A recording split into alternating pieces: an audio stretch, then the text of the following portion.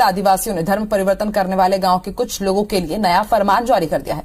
ग्रामीणों ने ग्राम सभा में फैसला लिया कि अगर कोई दूसरे धर्म में शामिल होता है तो उसे गांव से बाहर का रास्ता दिखा दिया जाएगा। इस फरमान को लेकर लोगों ने कलेक्टर को ज्ञापन भी सौंपा और साफ कर दिया है कि धर्म परिवर्तन करने वालों की गांव में कोई जगह नहीं है।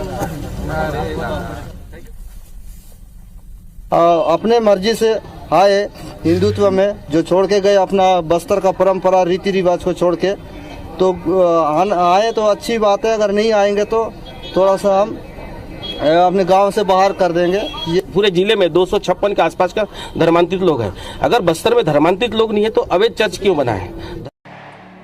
जब परमेश्वर काम कर रहा हो तो कोई उसे रोक सकता है क्या?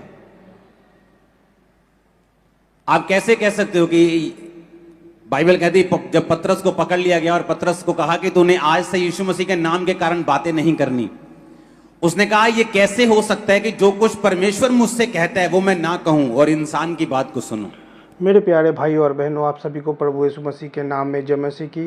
दोस्तों, अगर पहली बार हमारे इस चैनल में आए हैं तो प्लीज़ लाइक शेयर कमेंट और सब्सक्राइब कीजिएगा, क्योंकि आपके लिए इसी प्रकार मसीही न्यूज़, मसीही गीतों को और मसीही बातों को आपके सामने लेकर आता हूँ, जानकारी देने की कोशिश करता हूँ। तो दोस्तों, आपने देखा कि वीडियो में छत्तीसगढ़ में किस प्रकार गांव में से कुछ ईसाई लोगों को गांव से बाहर निकाला जा रहा है, क्योंकि वो यीशु मसीह को मानते हैं और बेघर किया जा रहा है। तो आइए हम पूरा वीडियो को देखते हैं। दोस्तों, जितने भक्ति के साथ जीवन बिताना चाहेंगे वो सब क्या किए जाएंगे? ऊंची आवाज में बोलो। ओवरफ्लो में भी आवाज आनी चाहिए, ओवरफ्लो से भी। क्या किए जाएंगे? जितने भक्ति के साथ बाइबल कहती जीवन बिताना चाहेंगे वो सब सताए जाएंगे। कल एक खबर आ रही थी कि एक व्यक्ति किसी को चर्च लेके गया और उसको बोला गया कि तू इसको चर्च क्यों लेके गया, तेरे पे केस करेंगे क्योंकि तू किसी को क्रिश्चियन बना रहा है। तो मेरा एक क्वेश्चन है कि जब एक व्यक्ति मुस्लिम बन जाता है या हिंदू बन जाता है या क्रिश्चियन कोई भी दूसरे धर्म में जाता है तो वो क्या होता है? क्या आप ऐसा कभी आपने सुना है कि एक व्यक्ति मुस्लिम बन जाए और मुस्लिम गुरु कहें कि भाई साहब तू लंगर भी खा सकता है, प्रसाद भी खा सकता है, तू सब जगह जा सकता है? वो कहते हैं अगर मुस्लिम बनना है तो तुम्हारा एक ही खुदा है। मेरी बात समझ रहे कि नहीं? तो क्या उन पे हम केस कर देंगे?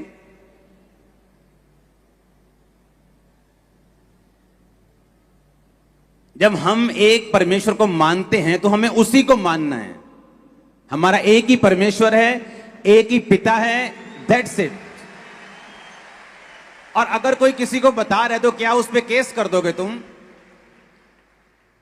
पंजाब में 90% पास्टर्स के पास अपनी जगह के लिए पैसे नहीं है और वो लोग कह रहे हैं कि धर्म परिवर्तन जो है वो पैसे देके किया जा रहा है। अगर पैसे होते पास्टर्स के पास तो पहले वो जगह ना खरीदते जो हर 2 साल बाद उन्हें जगह चेंज करनी पड़ रही। हां, अगर किसी को मसीहियत, क्रिश्चियनिटी अच्छी लग रही है तो आप भी अपनी अच्छाइयां बताएं, किसी की बुराइयां मत ढूंढें, क्योंकि आपको मिलेंगी नहीं। अगर कुर्बानियों की बात करें तो क्रिश्चियनिटी में जितनी वर्ल्ड में कुर्बानियां हुई हैं किसी धर्म में नहीं हुई होंगी, लेकिन हमारा मकसद अपने धर्म को किसी के साथ कंपेयर करना नहीं, किसी को नीचा करना नहीं, किसी को टीस देना नहीं, बल्कि सबके लिए प्रार्थना करना और सबके सबसे सब प्यार करना और सबको साथ लेके चलना है। आमीन। वो मसीह कौम जो कुर्बानियों के लिए मशहूर है वो 1-2 पर्चों से डरने वाली नहीं है। और वैसे भी पंजाब में आने वाले समय में एक कमेटी बनने जा रही है, उस कमेटी का नाम एक्शन कमेटी होगा और वो कमेटी पूरे पंजाब में जितने भी लोग मसीह के कारण सताए जाते हैं, सुनो, क्योंकि वो एक्शन कमेटी जो होगी उसका गठन 1 हफ्ते के अंदर अंदर हो चुका है, अभी वो अनाउंस हो जाएगी। उसका काम होगा कि जो लोग जिन पर जानबूझ के सताव दिया जा रहा है कि तू फलाने को चर्च में ले गया, तुझ पे केस करेंगे। तो मेरी प्रशासन से विनती है, सरकार से भी विनती है कि सोच समझ के किसी एक विश्वासी पर भी केस करना, क्योंकि ये सभी लोग आपको भी पकड़ने वाले हैं।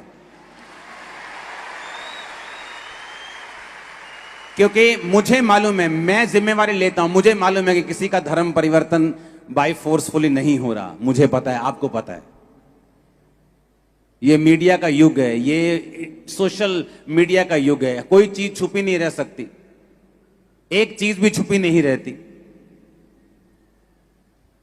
तो इतना बड़ा, अगर इतने लोग 50-60 लाख लोग अगर परमेश्वर में आ गए, आपको लगता है कि सबका धर्म परिवर्तन और सबका पैसे देके धर्म परिवर्तन हुआ है?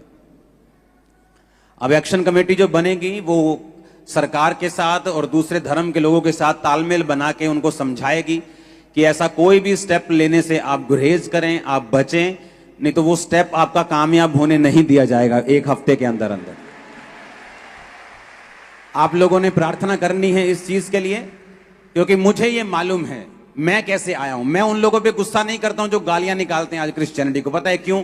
मैं भी उन लोगों की जगह के ऊपर था, मैं भी यही कहता था। मैं तो हर बार ये कहता हूं कि अगर ये हीलिंग, ये मिरेकल्स आपने मुझे तब दिखाए होते जब मैं एक कंप्यूटर इंजीनियर था और मसीह में नहीं था, मैं भी यही कहता कि सब ये खरीदे हुए लोग हैं, ये सब ये इनकी चाल है, ये सब धर्म परिवर्तन करवाने के लिए कर रहे हैं। मैं भी यही कहता। इसलिए लोग बोलते हैं कि जब वो लोग आपको ऐसा बोलते हैं आप गुस्सा क्यों नहीं करते? मैं कहूंगा मैं क्यों गुस्सा करूं जब मैं भी एक दिन उन्हीं की जगह पे था। मैं उनकी जगह पे था, और तो किसी क्रिश्चियन ने मेरे को प्यार किया तो आज मैं क्रिश्चियन हूं, तो मैं भी उनसे प्यार ही करूंगा। हम किसी के खिलाफ कोई एक्शन नहीं लेंगे, किसी के खिलाफ कोई बदतमीजी नहीं, हमने प्यार किया है, करते रहेंगे। पर अपने हक के लिए हमको खड़ा होना भी आता है और हक लेना भी आता है। तो वो एक्शन कमेटी जो होगी वो सब विश्वासियों को, सब पास्टर्स को, क्योंकि जो बड़ी बड़ी चर्चिस हैं वो सेफ हैं, लेकिन जो छोटी चर्चिस हैं जो 100 मेंबर 200 मेंबर, वो भी अब आराम से बेचिंत हो जाना। वो एक्शन कमेटी आपके लिए काम करेगी, डोंट वरी। तो ये आप भूल जाओ, आने वाले टाइम में प्रशासन, सरकार भी ये भूल जाए कि आप किसी भी विश्वासी के कोई भी कंप्लेंट कर देगा कल को कि मेरे को ये बंदा चर्च में लेके गया और उसने कहा अपना ये उतार दे, ये ऐसा कर ले, तो आप उस पर केस कर दोगे। ऐसा पॉसिबल नहीं होगा आने वाले समय में, ये पॉसिबल नहीं होगा। हालेलुया। क्योंकि मुझे मालूम है ऐसा नहीं है। ऐसे कल को मैं उठ के खड़ा होकर बोल दूंगा किसी धर्म के कि फलाने बंदे ने कहा है तू ये सब छोड़ के ये तो हमारा कुछ डाल ले, तो क्या आप उस पर केस कर दोगे? क्या आप नहीं कर सकते। मेरी फ्री विल है, मैं जहां मर्जी जा सकता हूं, जब मर्जी पकड़ सकता हूं, जब मर्जी छोड़ सकता हूं। हालेलुया। ये मेरा कानून भी मेरे को अधिकार देता है, मेरी ह्यूमैनिटी भी मेरे को अधिकार देती है, मैं जहां जाना चाहूं वहां जा सकता हूं। तो इन्हीं चीजों को बनाने के लिए एक कमेटी बनाई जा रही है, एक एक्शन कमेटी होगी जहां पे बहुत सारे, कम से कम 3 से 4 हजार पास्टर्स उसमें होंगे, और बहुत सारे पॉलिटिशियंस उसमें होंगे, बहुत सारे जज उसमें होंगे, बहुत सारे फॉरेनर्स उसमें होंगे, बहुत सारे इंडियंस उसमें होंगे, बहुत सारे लोग उसमें होंगे।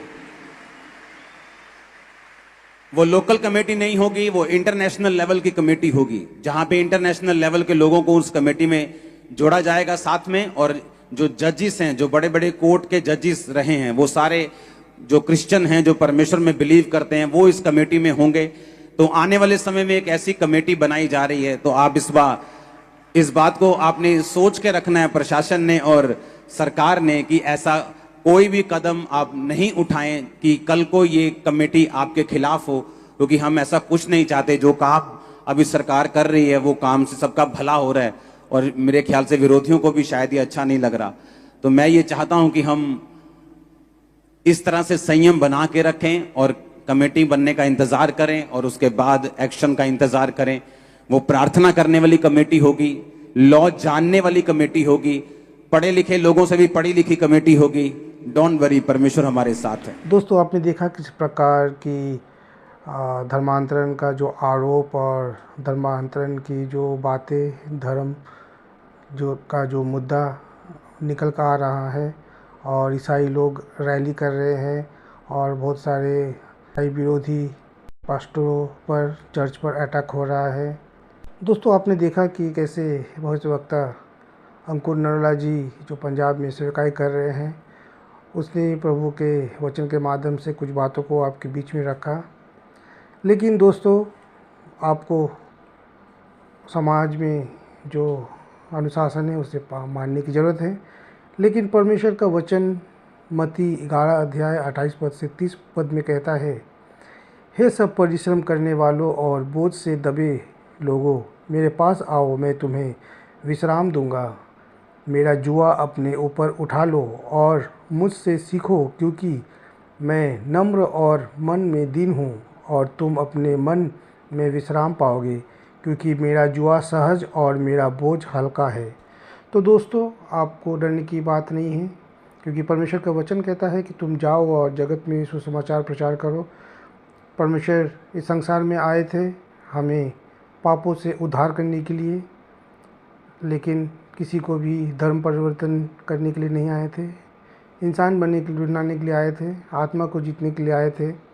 तो इसी प्रकार आपको डरने की बात नहीं है, क्योंकि परमेश्वर का वचन कहता है कि हे सब परिश्रम करने वालों और बोझ से दबे हुए लोगों, मेरे पास आओ, मैं तुम्हें विश्राम दूंगा। मत्ती 11 अध्याय 28 से लेकर 30 पद में लिखा हुआ है। तो फ्रेंड्स, अगर ये वीडियो अच्छा लगा तो ज़रूर लाइक, शेयर, कमेंट और सब्सक्राइब कीजिएगा, ज़्यादा से ज़्यादा शेयर कीजिएगा, ताकि परमेश्वर की नाम की महिमा होने पाए और परमेश्वर की बड़ाई होने पाए पूरे संसार में। Thank you friends for watching this video.